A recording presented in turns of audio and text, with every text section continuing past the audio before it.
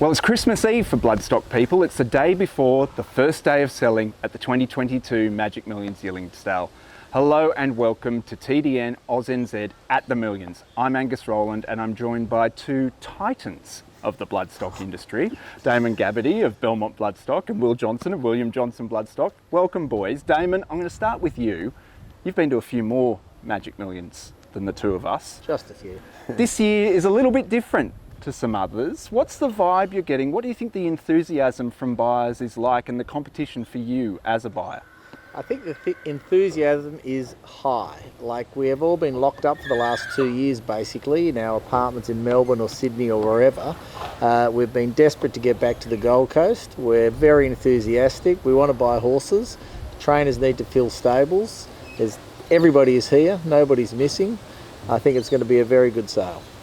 And Will, I think my observation is that all of the major buyers are here, right? With the exception of a few internationals that maybe can't make it in. Do you think that will have any impact, or is this going to be a bit of an agent sale for them? Well, it's, interesting proposition that's going to unfold. But the last couple of years, we've seen people utilise the online system, bidding, and it hasn't stopped, the Yoshidas buying horses at this sale, or people from Hong Kong or even Europe getting involved with agents on the ground and, really utilising, the likes of Damon and myself and all the other agents out there to make sure that they can still acquire quality bloodstock, which is on the ground. It is a marathon, not a sprint, the Magic Millions catalogue.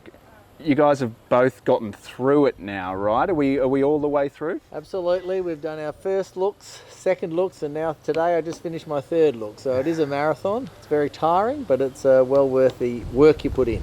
It's pretty hot too. I imagine it's quite draining. And the other thing that's always hot at a yearling sale are the first season sires. And the focus, I guess, from a marketing standpoint in a big way has been on horsepower of a different type, a big red Ferrari. But there's quite a bit of depth in the first season sires represented at the Millions, right, Will? Yeah, you've got Ridden By, obviously the son of Ridden Tycoon, 2-year-old, throwing lovely stock, very athletic.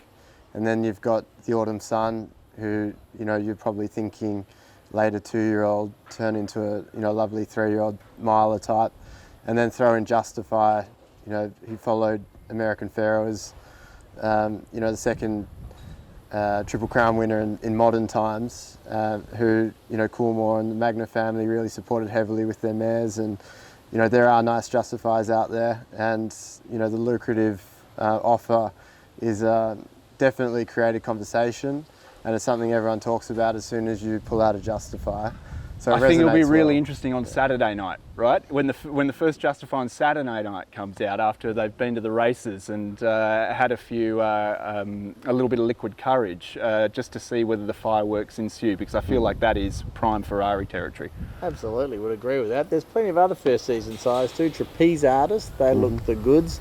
Grunt is one that's caught the eye, and Harry Angel, the champion international sprinter, he's got some really good types on the ground as well. It seems to me like it's a spread too, in terms of discipline, in terms of the speed of maturity, the type of races these horses are geared to contest from a pedigree standpoint.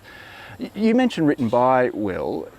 Drawing the line through, I don't know, the most popular son of Written Tycoon, Capitalist, are there similarities there with him? Yeah, a lot of similarities, more so probably with the sire. I think looking at them really look like a Written Tycoon.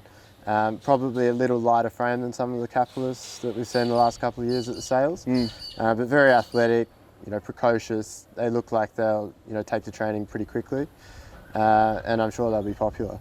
Yeah, I bet. And what about you, Damon, in terms of filling orders? Are first season sires high on the list, or is that something that people like me and the media tend to focus on because it's the new and shiny thing? I think first season sires add a great excitement for buyers because the stallion is fresh in the buyer's mind, the racegoer's mind. We all remember Trapeze Artist, Written By, the Autumn Sun. So buyers are really keen to see what their progeny look like, and there's an air of excitement to who can become the next Zoostar had Sunlight in his first crop. Who's going to get the next best horse? So it's a real excitement with the first season sales. It'll be interesting to see whether the Encryptions are the new Spirit of Booms or the new Queensland early going sort of stallion.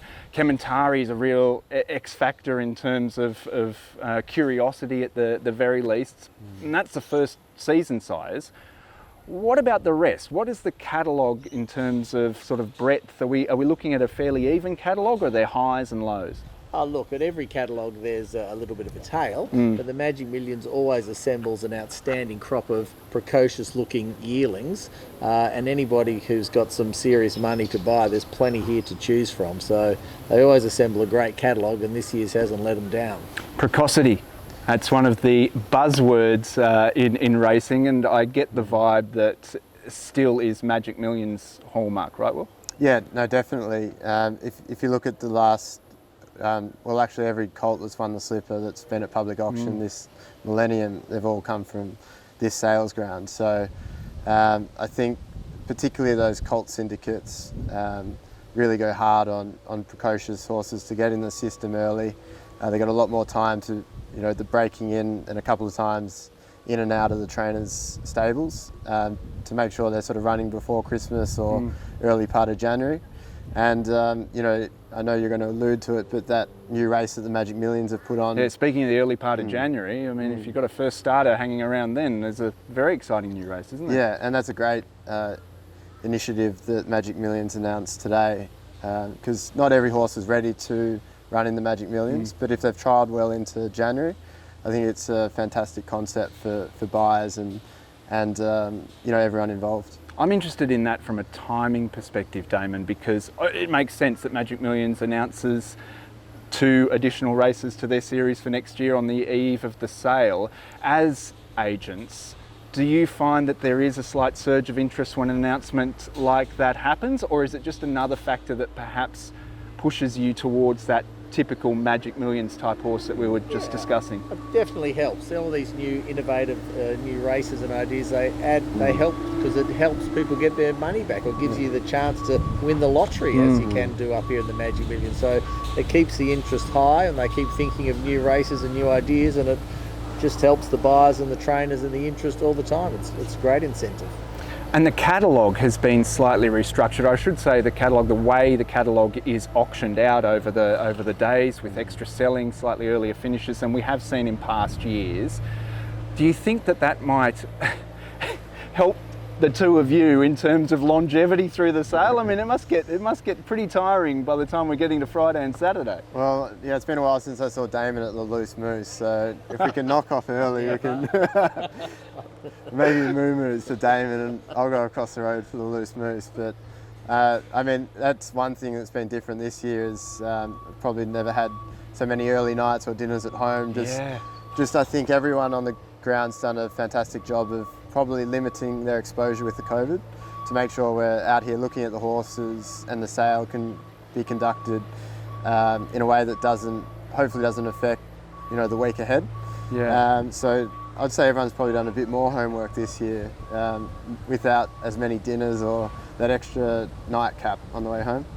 Homework. I like that. It's something you have to suffer through, but when you've got time on your hands, it's something you can do, and something like this is wonderful bedtime reading, and I imagine working in the international space too, that little bit of a capacity to take a call after inspections of an evening while you're not out schmoozing is to your benefit as well. Absolutely, and depending on who you're working with, I'm doing a little bit of work with some Americans this year, and morning is great time. So if you're up early with the Queensland sun, it's a good time in the American evening to talk to people. So the less socialising we're doing, the better it is for our productivity. Well, speaking of socialising, I've got a couple of beers here. Just going to bring them over, and this is how we're going to kick off the week. Yeah, cheers. And make sure that you join us every afternoon after selling as we review a day of the Magic Millions with different members of the Bloodstock fraternity as they talk about their highlights and hopefully not too many lowlights. Check it out, tdnausnz.com.au. Cheers, boys. Cheers. Cheers. Thank you. Fully staged production. Here Yeah. you go. Is that all right?